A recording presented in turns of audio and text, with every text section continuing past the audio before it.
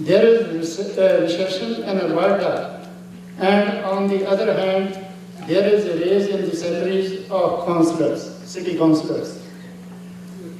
What do you feel about it? I know the last round of council deliberations, when they had identified if they wanted to keep their increase in salary or not.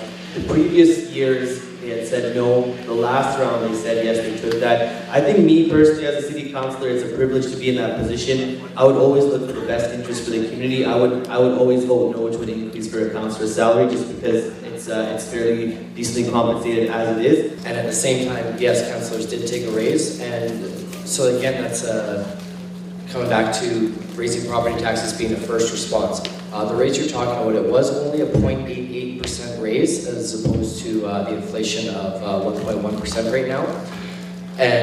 But at that point, it turns into a difference of about $70 a month. And as a councillor, I'm not in that big of a need for $70 a month. I would rather see every dollar available going back into the budget. There are people in this city that are unemployed. They cannot meet their needs. They're hard to feed their family. They can't even live in dignity because they have to go to the food bank to get food to feed their family. I don't even know what the councillors get paid now. I haven't even looked, because my concern was I wanted to serve and be a public official, but I would be against a raise because I know they do get paid very well, and a substantial amount is tax-free. Plus, they have an expense account. Citizens are the stakeholders, and the stakeholders should be deciding whether or not council gets a raise or not. So if we did a good job, then we get a raise. If we don't do a good job, then we don't get a raise.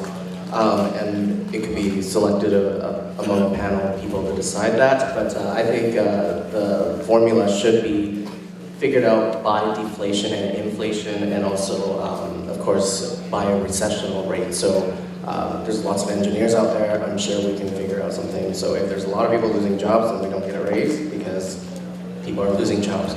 And I would also vote no to having a raise, especially during the remainder of this term.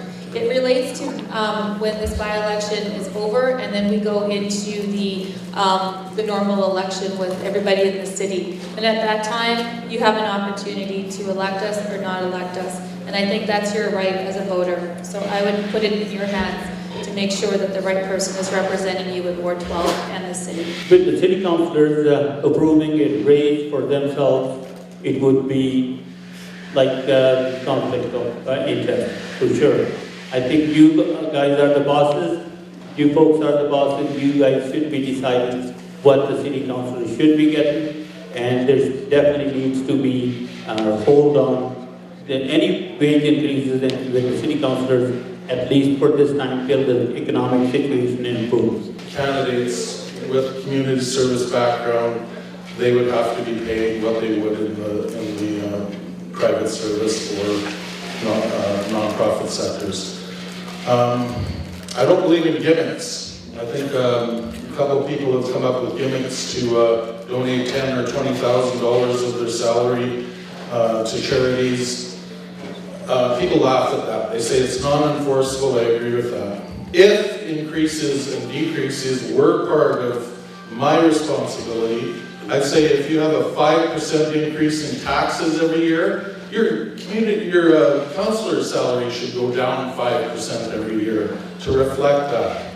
I can't decide to give them a self-raise. It doesn't sound ethically right to give them their self-raise.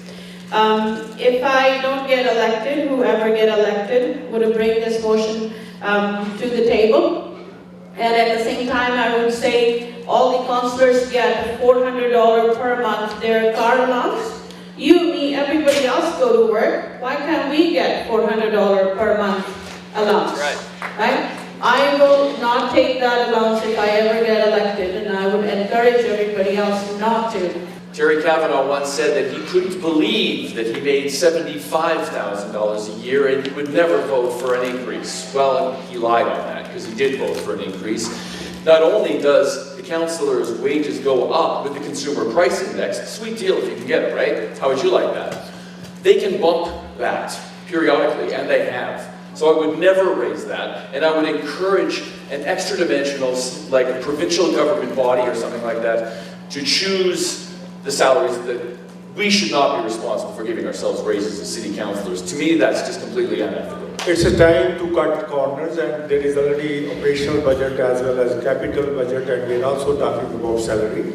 I think we should be considerate enough while talking about councillor salaries, and I feel that there should be a public opinion about councillor salaries instead of getting yourself raised, and which is no good. So I'm in the opinion that public consensus should be there. I can say a lot of the same things these candidates have said, but what I'm going to say is that if you vote for me, I'm going to guarantee you that I'm going to spend as much as I can back into the community, to all of your businesses.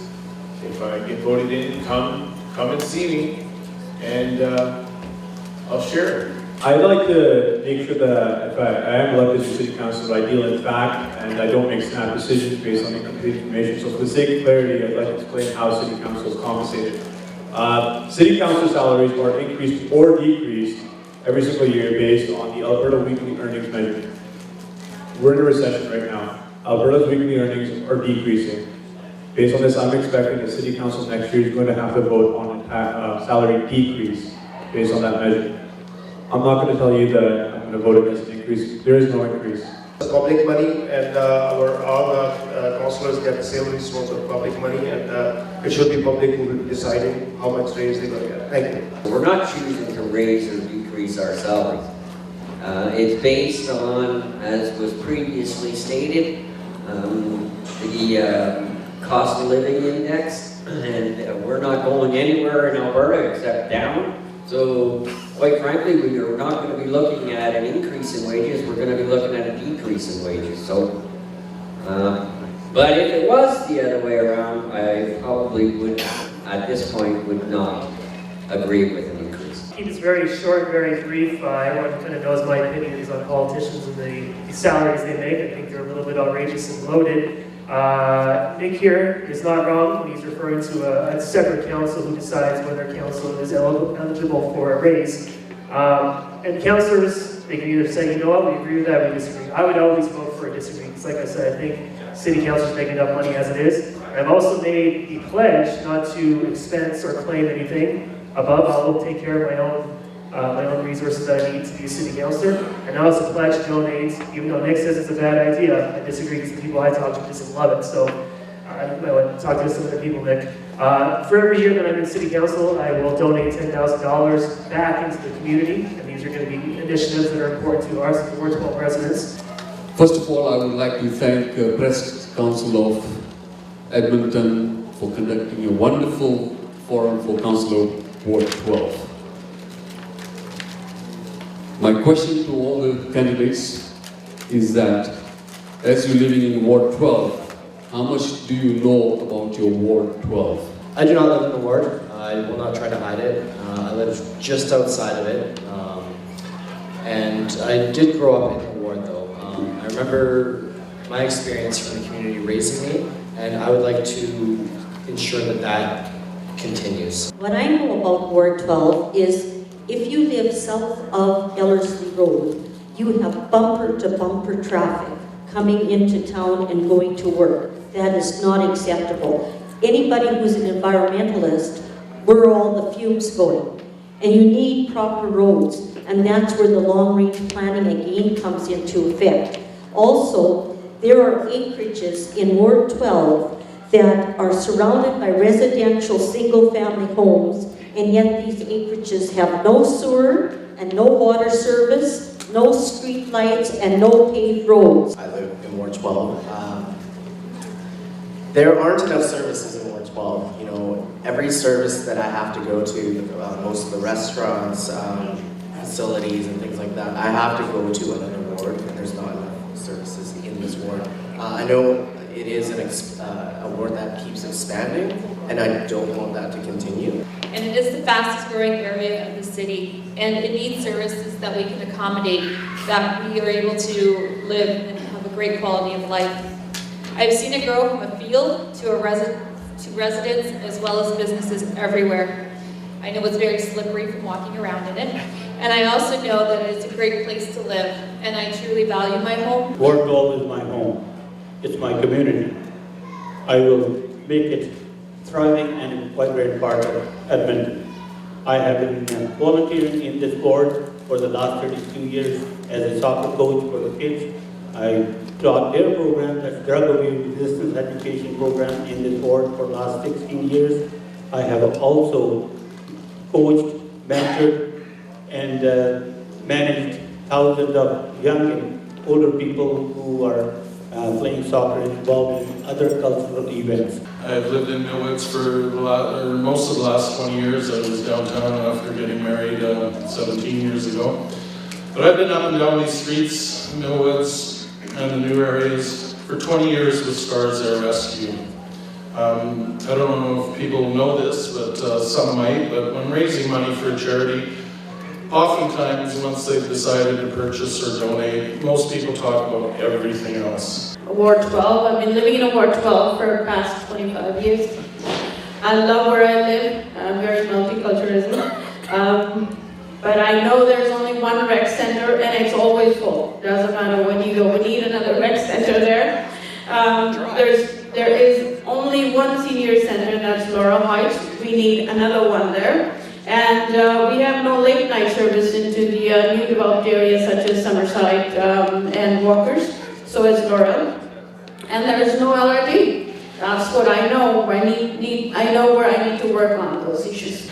I've lived in Ward 12, I've raised children in Ward 12, they've gone to school in Ward 12. I have struggled in this community, I have found solutions in this community. I brought rest areas to your green spaces. I have helped bring a sprinkler park for your children.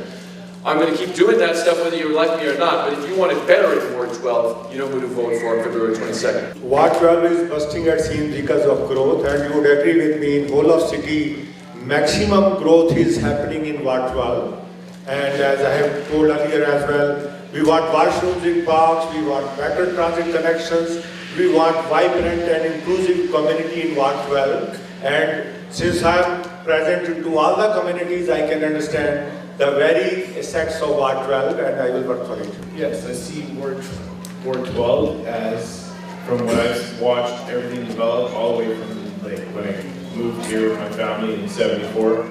Some great things. I've seen men around here that I remember were working very hard then with their families, and they're continuing now and succeeding. Like this gentleman beside me, he's a very good example. I know Ward 12, it's only someone who's been born, raised, educated, and worked in the area. Someone who's built Ward 12 and Southeast Edmonton. I know the issues. More importantly, I know where we come from. And our next city council needs to know that to get us where we're going. Thank you. Ward 12 is my family for the last 21 years. I'm proud to say that my kids were born here, they've been raised here. I work for the communities in Ward 12. Also, it's one of the fastest growing families. And there's so many other things, good things about Ward 12, that we are taking so many people from the other parts of the city. We are observing them, the youngsters or the seniors, but we have lack of facilities, we have lack of so many programs there. It's been my home for 30 years, 30 plus some years. I feel it's a responsible, multicultural, fastest growing area in Edmonton. And saying that, the need for the LRT is even greater now than it was in the past. Well, I know a lot about Ward 12 because I am a candidate who listens. I've been door knocking for several weeks now and getting to know the residents of Ward 12. And there's a lot of issues that are important to the residents of Ward 12. And you know, there's safety issues, which I have a plan to hire more police officers, create jobs. The LRT is very important, and we're going to make sure that it's built, and it's built right, and Edmonton's not going to be fined any sort of overcosts or fees. I've lived in the ward for almost 30 years. Like I started in Wine-Loss, I moved with my family to Burnwoods. My parents still live in the Burnwood area. When I got married, I moved with my wife, and I'm now raising my young son in the Ellerslie Heights area. So I know Ward 12 very, very well. And there's one thing I've noticed of all the issues or all the things that are going on in the area. We're growing at the fastest rates, but we're also needing to manage and maintain what we have based on the two different areas of the ward. Right? We have an aging part, and we have a very, very fast growing part in the southeast side as well.